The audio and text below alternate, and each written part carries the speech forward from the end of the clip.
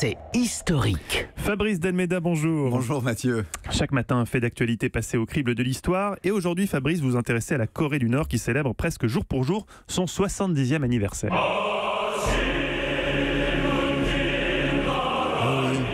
Enfin, une vraie musique de Corée du Nord. Eh oui, j'étais sûr que vous l'aviez reconnu, l'hymne de la Corée du Nord, composé en 1947 pour célébrer la fin de l'occupation japonaise qui durait depuis plus de 40 ans.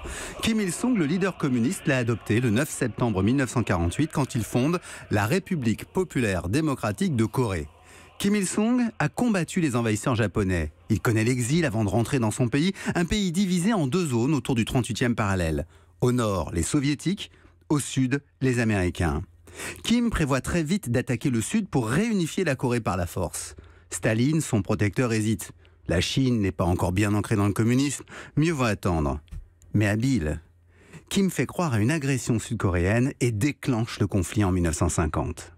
Pendant la guerre de Corée, ces spécialistes inventent le lavage de cerveau et parviennent à retourner des pilotes américains désormais agents de propagande soviétique. 3 ans plus tard, à la fin du conflit, Kim Il-sung est encore debout face aux Américains, la plus puissante armée du monde. Commence alors le culte de la personnalité du grand leader. Et ça a duré longtemps. Eh oui, il était inoxydable. Staline meurt en 1953, Kim est toujours là. La guerre froide, la détente alterne, Kim est toujours là. La Chine se libéralise. Kim est encore là. En 1989, le mur de Berlin s'effondre. Kim est encore là.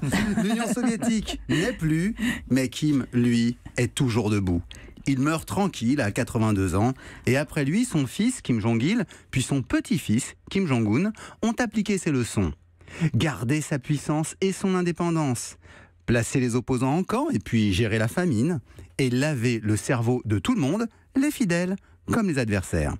Ils ont créé la première dynastie communiste et leur peuple n'est pas prêt de voir une alternance. Ce 70e anniversaire de la Corée du Nord a été célébré comme les autres par une grande parade militaire dans la capitale. Et Kim Jong-un s'est rendu sur la tombe de son ancêtre, de son grand-père, Kim Il-sung. Un détail bien sûr, mais qui montre que rien ne change vraiment dans l'histoire de ce pays.